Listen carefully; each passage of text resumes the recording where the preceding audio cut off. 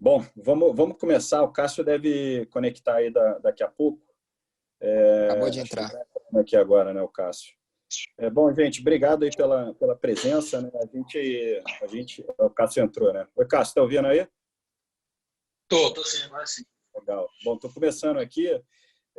A ideia, assim, a gente sempre faz o Multicast, né? Uma gravação que a gente disponibiliza todo começo de mês, que a gente fala sobre cenário, o que está acontecendo no mundo e no Brasil.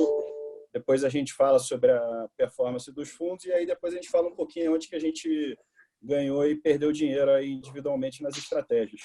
E dada essa onda aí de live, a gente resolveu fazer esse Multicast aqui em formato de live, que é até um tom um pouco mais pessoal, acho que assim disponibiliza aí para que todo mundo possa ver aí quem que está aí tocando o dia a dia dos fundos. Então, junto aqui comigo, né, que eu sou responsável pela parte comercial e RI, eu tenho o Luiz Paulo Aranha e o Cássio Bruno, que são os gestores da Multi. A gente vai seguir o mesmo formato, né, para quem acompanha aí o Multicast, só que aí a gente vai fazer uma interação maior. Eu vou tentar trazer aqui um pouco das dúvidas e das perguntas que eu escuto aí no dia a dia, aqui no front com os clientes, e aí a gente vai interagindo, né?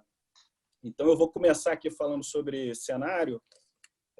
Bom, o ano, eu até listei aqui, né? O ano começou com um míssil no Irã, em que falava-se que o petróleo ia explodir de preço, né? Falavam de petróleo aí próximo a $100, que você não ia ter, ia estar suspenso lá o transporte de petróleo lá no canal. Logo depois você tem aí a assinatura, né, da fase 1 lá do acordo comercial. E aí você tem um otimismo muito grande. O Brasil prometendo entregar ali algo próximo aí a 3% de PIB, né? Em paralelo, no final do ano passado, começou aí o assunto da pandemia, uma coisa muito concentrada e isolada numa província lá na China. Até então achava-se que ia ficar por lá. Em seguida, a coisa chega na Itália, toma aí uma conotação muito grande. E a gente assiste a paralisação global, aí pode-se dizer, do mundo, né?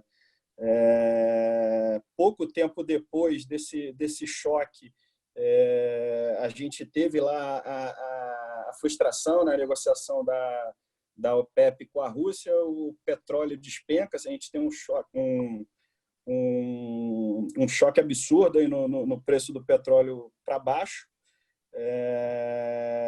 Começa aí rodadas de circuit break, né? Não só lá fora como aqui no Brasil.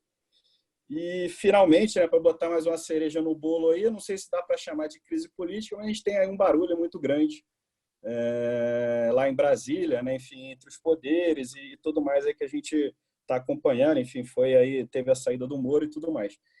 Então, vou começar, vamos tentar dividir aqui, apesar do mercado ser muito conectado, eu vou pedir para o Cássio contextualizar o cenário global, falar um pouco, não vamos também voltar, mas eu tentei só elencar aqui tudo o que aconteceu, mas vamos falar o que está acontecendo e principalmente como é que você vê daqui para frente. E depois o Aranha fala um pouquinho de Brasil. Bom, vamos lá. Tentar resumir bastante o que você falou. Acho que no mundo, a discussão que a gente tem na Multi é uma competição entre um cenário de curto prazo bastante incerto, principalmente com dados econômicos, né? Então, esse é um ponto de preocupação, junto com um mundo com bastante dinheiro novo, né? Então, para passar por essa crise, esse cenário mais tortuoso do curto prazo, a gente tem uma impressão de dinheiro no mundo inteiro, em todos os países do mundo, aí, praticamente sem exceção, vivendo um déficit fiscal grande. E esse déficit fiscal ele serve para passar pelo pior momento da crise. Aí depois, um cenário um pouquinho mais longo, que é onde a gente gasta mais tempo além desse curto prazo, é entender como vai ser o mundo pós o coronavírus. Então, como que é a volta, qual a velocidade, como isso acontece, quais mudanças ficam, quais mudanças não ficam. Então, no mundo,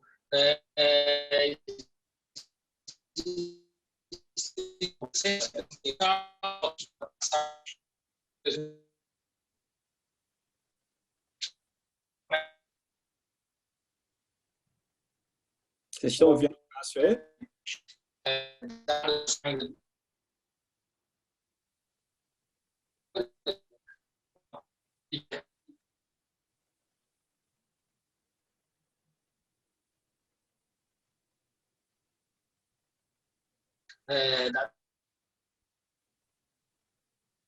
Voltou? Voltou? Agora voltou, Cássio. Mas agora volta o...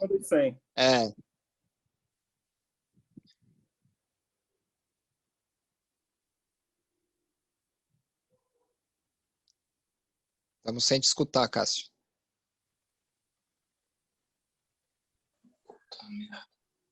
Voltou, né? Voltou, né? Mudei para o 3G aqui, que deu alguma instabilidade no meu Wi-Fi. Então, a gente está voltando aos poucos, né? Então, essa é a grande discussão do mundo. Junto com isso, tem a mudança, que aí é um tema que está acontecendo bastante nos Estados Unidos e também, de certa maneira, no Brasil. A gente foi um dos importantes para o resultado do fundo, que é o tema da mudança de hábito. Então, os Estados Unidos... Cachorro está latindo. Só um segundo, teu cachorro está latindo aí, Aranha. Se puder botar no mudo. Então, você tem uma concentração maior do S&P, por exemplo, principalmente por conta das empresas de tecnologia que estão concentrando cada vez mais. Então, essa quase como monopólio global, então Google, Microsoft, Facebook, todos eles aí ganhando participação no índice pela mudança de hábitos. Você acelerou, então, a tecnologia, e isso teve reflexo nos índices, né? Então, acho que a grande questão que fica para frente é como que vai ser a saída dessa crise. Então, essa crise, ela se acentua e os dados continuam muito ruins e o formato da volta ele é muito lento, ou se foi suficiente essa injeção monetária, a gente passa pelo olho do furacão da crise sem grandes problemas, aí você vai voltando com mais velocidade, com algumas mudanças que ficaram na indústria, mas a gente tem ainda muita dúvida. Mas estamos mais no campo do positivo. E aí, no ponto do longo prazo, aí também a gente sai com mais inflação ou menos inflação. E também essa é uma pergunta para ser respondida. O fato é que, pós-2008, a gente não teve grande inflação e também teve uma grande injeção monetária. O que você teve foi uma inflação dos ativos a partir aí do ano de 2010, principalmente quando você começa a sair da crise com mais intensidade, os dados econômicos melhorarem bastante. Então, esse eu acho que é a discussão do momento. Então, curto prazo é o formato da saída, e médio e longo prazo, se você vai ter inflação de ativos, inflação de bens, e como que o mundo vai responder a esse déficit fiscal. Tá, e só para ver como é que é a sua visão, né? Então, muita gente falando aí de questão geopolítica, China com os Estados Unidos. Para você é algo que já começa a fazer preço agora? Tem gente que fala que eventualmente aí o Trump possa esperar a eleição para apertar um pouco mais aí essa questão aí do debate. Já começou aí com o vírus sendo feito lá no laboratório, ou mesmo a questão de produção industrial voltando um pouco aí para os países desenvolvidos, né, para o centro consumidor. Então, essa questão geopolítica é algo que já vem acontecendo há um bom tempo. Aí, o governo Trump inteiro, essa questão geopolítica foi uma questão. É óbvio que o vírus ele é mais um ponto, um elemento bastante relevante para isso. E isso deve ser um tema na eleição, né? Então, a eleição americana vai ser bastante pautada por essa questão geopolítica. E aí a dúvida como que os entes políticos, tanto o Biden como o Trump, vão agir nisso, são cenas do próximo capítulo. Mas o mais provável é que seja um grande tema, e o mais provável é que ambos tenham restrições à China, obviamente com intensidade diferente, jeitos diferentes de fazer, mas esse vai ser um tema bastante relevante da eleição, que é a resposta dos Estados Unidos a essa questão. A gente acha que a questão geopolítica deve aumentar. Ela deu uma bela melhorada aí no começo do ano nos acordos. O vírus deve trazer um pouco mais de intensidade para a crise. Tá. E Aranha, aí vindo para o Brasil, né? Então, o cenário lá fora de um lado, assim, bastante incerteza, consenso já que a gente já vive aí uma recessão. Em paralelo, a gente tem aí uma injeção de dinheiro absurda, né? O balanço do Fed aí próximo de 6 tri, volta aí estímulos, compra de ativos, enfim, tudo mais aquilo que a gente já viu no passado, só que numa dose aí muito maior. Como é que você vê o Brasil nesse contexto, né? A gente aqui também por um programa aí de estímulo muito forte, tanto por parte do governo quanto do Banco Central. O Banco Central até fazendo certas coisas novas aqui para a gente, né? Como é que você vê isso e aí botando essa pimenta aí também do político aí nesse contexto? Uhum. O ponto de partida que a gente tem que sempre tomar cuidado é que, por pior que esteja o noticiário e como está super confuso, né, essa briga política entre executivo, judiciário, legislativo, a gente tem um ponto de partida que é os preços dos ativos, né? E o preço dos ativos no Brasil, eles vieram já performando pior do que os pares globais há muito tempo, né? Então, apesar da gente estar numa crise aqui local, né, adicionada a toda a crise provocada pela pandemia, né, você tem um elemento de incerteza aqui, né, mas que nem por isso os preços dos ativos já estão refletindo grande parte disso, né? Então, a gente via lá no começo do ano elementos de que o Brasil já estava engrenando num crescimento mais forte e o mercado já ainda estava muito tímido em reconhecer isso. Justamente, eu acho que por um ceticismo dos mercados globais em relação ao crescimento, especialmente do Brasil, não só do Brasil, mas como dos mercados emergentes como um todo, mas em especial o Brasil, né? E a gente ficou aqui a gente foi pego aqui pela pandemia. A pandemia, ela deixou mais claro aí uma divisão política aí em que tanto executivo, judiciário e Congresso apertaram aí o cabo de guerra, né, para ver quem que comanda o quê. A questão fiscal foi colocada em xeque, né, e isso fez bastante preço nos preços dos ativos de forma muito rápida, né. Só que em abril, dado o nível de preço e a pandemia começou a vir escalando de uma forma mais lenta, talvez, que o esperado, e todos os estímulos que foram feitos, né, não só no mundo como no Brasil, os ativos tiveram uma bela recuperação, né? Agora, daqui para frente, né, a gente fica num cenário um pouco mais difícil. Por quê? Porque houve uma certa uma ducha de água fria em relação à evolução do vírus, né? Então, a gente tinha uma expectativa aí, né? O mercado estava colocando no preço que a gente ia ter uma liberação aí na metade de maio, ia começar lentamente. Isso está sendo colocado em xeque, dado que os números estão se acelerando, né?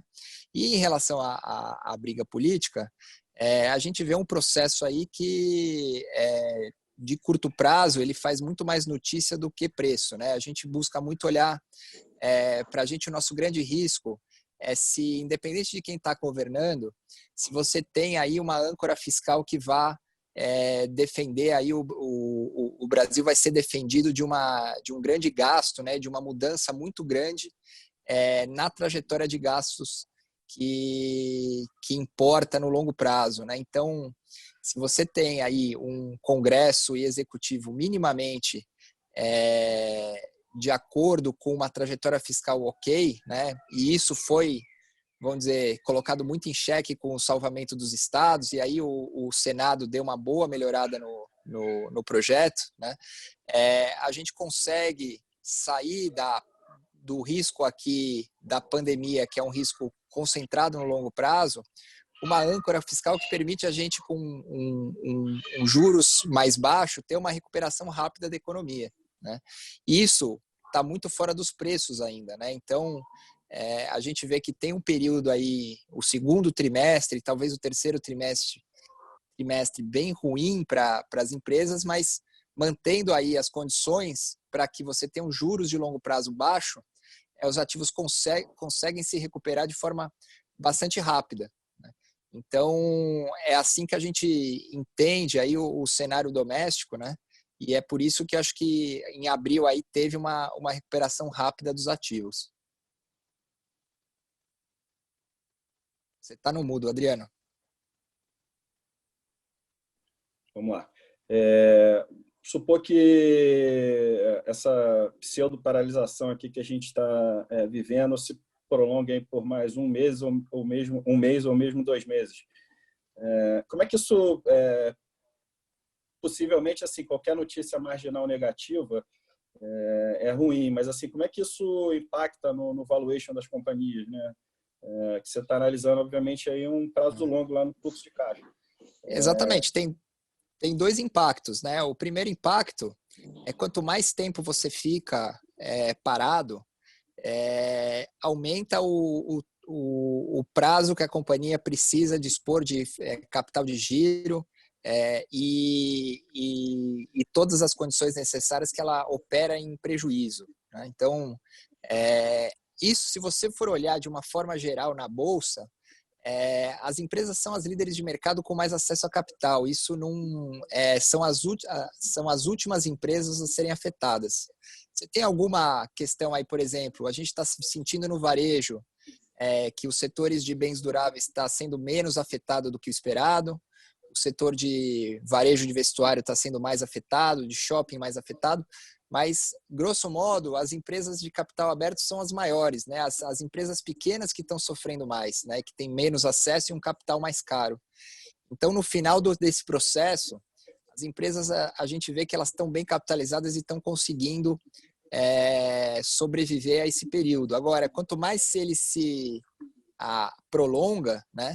É mais difícil e alguma empresa de capital aberto também pode ter dificuldade e necessitar de um acesso a capital, né? Uhum. Então, sobre o prolongamento do vírus é isso. E o prolongamento da pandemia pode colocar em questão, em xeque também a questão fiscal, que é que vai implicar na taxa de desconto que a gente desconta os ativos. Então, quanto mais severa, talvez o Congresso seja forçado a querer gastar mais, né? E isso comprometer aí toda a base com que foi propiciado aí o Brasil a ter taxa de juros mais baixos nos últimos anos. E se eu puder adicionar ao que o Alan está falando, o efeito secundário que as companhias de mercado sofrem, que é o do empobrecimento geral do Brasil, né? Então, se algumas empresas quebram no meio do caminho, as pequenas empresas, que são grandes empregadores, elas causam um efeito secundário, embora a grande empresa não quebra, ela tem um efeito secundário que ela vai sofrer um empobrecimento do seu cliente, né? E o cálculo disso é muito mais complexo do que fazer o cálculo do efeito primário, que é o capital de giro, a queda de receita e por aí vai.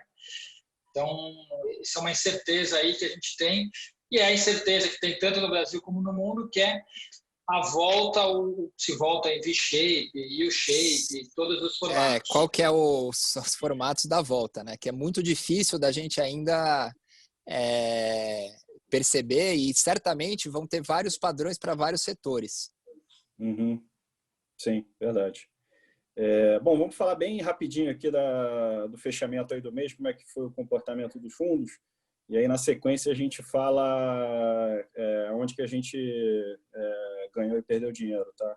Então, começando pelo Multi-Capital Equity Hedge, que é o nosso fundo long and short, ele fechou o mês com um retorno de 5% versus um CDI aí de 0,28%, no ano menos 1%, versus um CDI de 1,30 e nos últimos 12 meses de 9,50 versus um CDI de 5,18. O FIA, né, o Multi-Capital FIC Ações, que é o nosso long only, ele fechou o mês aí com retorno de 21,50 versus um Ibovespa de 10,25.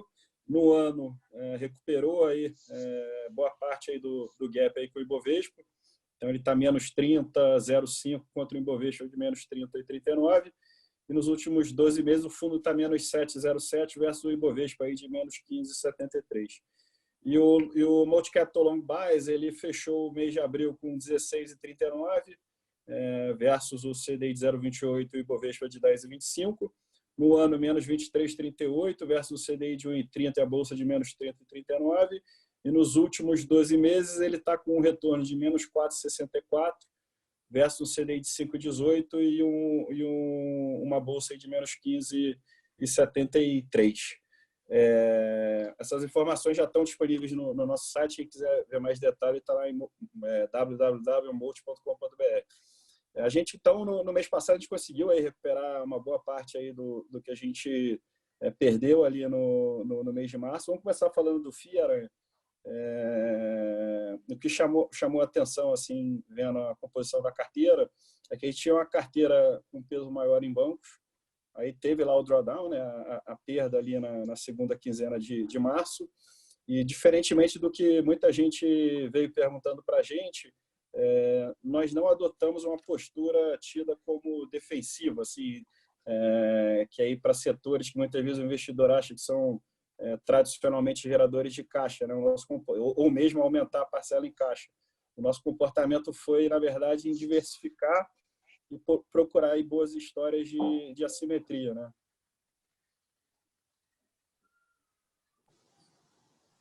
Exatamente, Adriano. Para a gente, na nossa visão, a carteira ficou muito defensiva, porque a gente comprou ativos, na nossa opinião, muito mais baratos do que a gente tinha na carteira, né? Então, a gente teve uma percepção de que os bancos poderiam ter mais risco, né, do que outros ativos que estavam na carteira e que não estavam na carteira, que a gente viu que a correção foi excessiva. Então, o principal ativo que contribuiu para esse mês e que a gente teve uma exposição bastante relevante é um ativo que a gente carrega bastante tempo, a Via Varejo, né? A Via Varejo a gente aumentou bastante a exposição na carteira da Via Varejo ao longo do mês de abril, em que a gente começou a ter bastante conforto de que a empresa estava atravessando esse período de uma forma menos pior do que o mercado sugeria. E a gente tem muita confiança no management que está lá há pouco tempo, e eles vêm entregando um bom trabalho, e houve uma profunda transformação na parcela de vendas online da companhia, né? Uhum. E isso vai de encontro, né, a toda essa transformação que veio com a pandemia. Então, o setor ficou na moda e a companhia estava muito barata. A gente fez um aumento ao longo dessa posição, e foi a posição que mais contribuiu, junto com a Lojas Americanas, que é também uma posição bastante relevante e também veio aí bastante positivo aí em abril, recuperando bastante depois das quedas de março, né? O outro setor que também a gente teve uma perda muito grande em março e teve um retorno bem interessante em abril foi as ações da Petrobras, né? Que apesar de toda a queda no preço do petróleo e a negociação a preço negativo, os fundamentos de longo prazo da Petrobras ainda continuam bem sólidos, e quanto mais esse excesso de oferta no curto prazo, pior é para o produtor marginal de longo prazo, né? Então, os preços futuros de petróleo, eles ainda estão em níveis razoavelmente saudáveis, e a Petrobras tem aí uma gestão muito melhorada, um endividamento muito mais baixo, né? Então, a perspectiva de longo prazo, ela continua saudável contra um preço que tinha caído muito em função dessa queda muito abrupta do petróleo no curto prazo. Então, a gente fez aí a gente manteve a posição aí em Petrobras. Hoje é uma das maiores posições do fundo. Então, a gente está bastante confiante ainda que as ações da Petrobras vão ter um bom retorno no médio e longo prazo. Tá. E o Cássio, agora vindo aqui para o Equity Hedge e para o Long Bias. Vamos começar com o Equity Hedge, depois você fala do Long Bias também. Foi um mês, enfim, muito bom, né? Vindo aí de um mês ruim. onde a gente ganhou muito dinheiro no valor relativo, mas conseguimos também operar bem até o direcional, que é um book que a gente faz de uma maneira mais oportunística, né? Onde o core da carteira realmente é o valor relativo. Quais que foram os destaques, né? Como é que o fundo se posicionou aí do começo do mês para cá?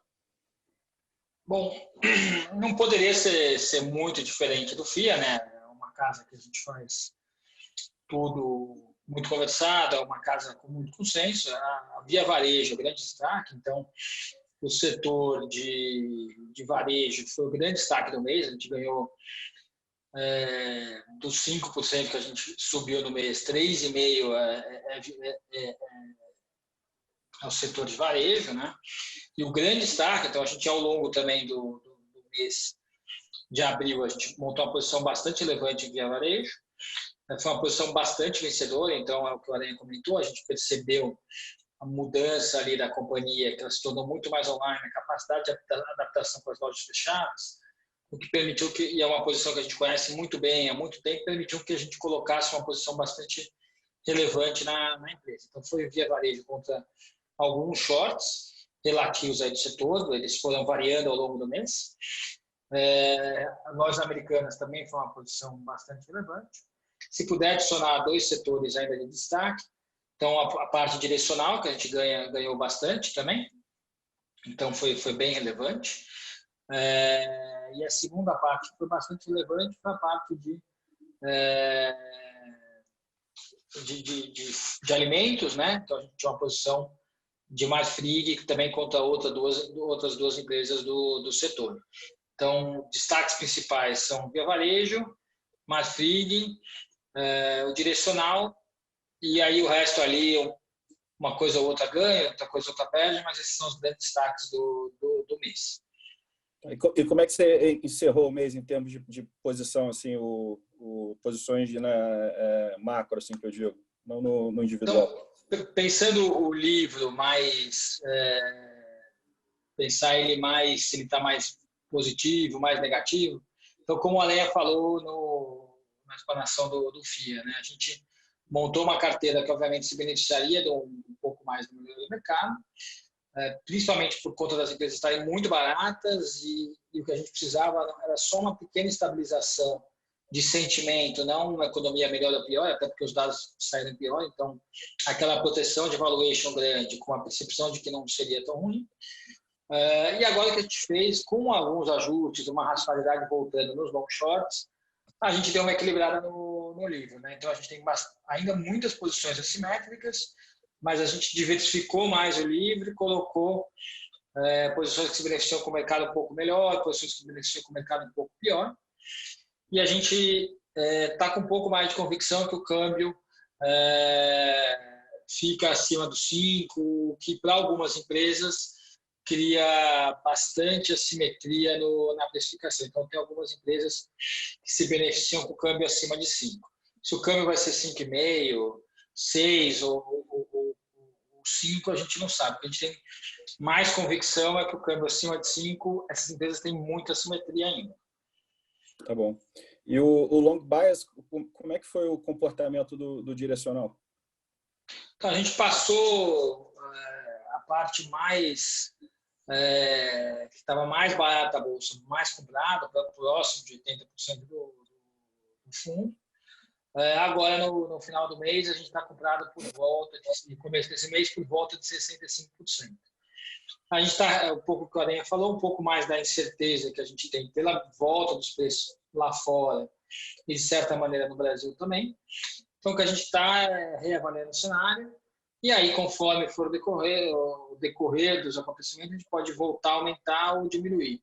Então, o que a gente fez, a gente colocou numa questão um pouco mais neutra, ainda no campo barato, a gente ainda acha a bolsa bem barata, mas já não está, a gente, por conta do curto prazo, ter andado muito rápido, a gente diminuiu essa exposição para um eventual choque que possa ter. Não tendo as coisas acalmando, a gente tendo mais clareza no cenário, o Brasil voltando e o mundo voltando, a gente pode voltar a adicionar risco ou o preço melhorando de novo. Uhum. E, bom, só para fechar aqui, fazer uma pergunta aí, fiquem à vontade aí, se um só os dois quiserem responder. Tentando olhar a coisa do copo meio cheio, meio vazio, né? O que deixa vocês mais confortável, mais otimista, e o que tira mais o sono de vocês hoje em dia? Tá no mudo, Aranha. Deixa eu começar aqui. Então, o que deixa mais confortável é preço. Então, que a gente sempre seguia pelo preço, né? Então, o Brasil é um país barato hoje. Vamos pegar alguns pilares da economia. É muito barato, principalmente em mão de obra. A mão de obra é muito barata. Hoje, o capital no Brasil é relativamente barato comparado ao que já foi no passado. E o câmbio, né? O câmbio barato também para o investimento. Então, o que a gente vê é um país muito barato, isso deixa bastante confortável. O que causa uma certa preocupação, e aí o Aranha pode complementar e adicionar coisas diferentes, é essa incerteza da volta, né? Então, como vai ser a volta da economia? E isso com reflexo no fiscal, né? Então, se o fiscal vai ser muito ruim ou não. Então, de um lado, preço, do outro lado, um fiscal pior, principalmente para a duração da pandemia. É exatamente isso. Acho que eu adicionaria um outro risco, né? Acho que aí, falando mais da parte macro global, de você ter aí um acirramento maior e uma desaceleração da... Opa, voltei? Voltou. Um acirramento da disputa entre Estados Unidos e China e uma desaceleração mais profunda aí da economia chinesa que pode trazer algum impacto aqui para o Brasil, dado que nós somos um parceiro comercial bastante relevante da China, né? Então, esse acho que é um risco de longo prazo aí relevante que é muito difícil de medir aí no curto prazo. Tá joia. Bom, eu procurei aqui também ao longo da conversa aqui compilar algumas perguntas aqui que surgiram. Apareceu uma última aqui sobre o que a gente tem em bancos na carteira hoje em dia. Banco do Brasil e tem mais alguma coisa, né? A gente tem um pouco de Santander também. Banco do Brasil, mas é uma posição bem pequena ainda, né? Uma posição pequena, Tá.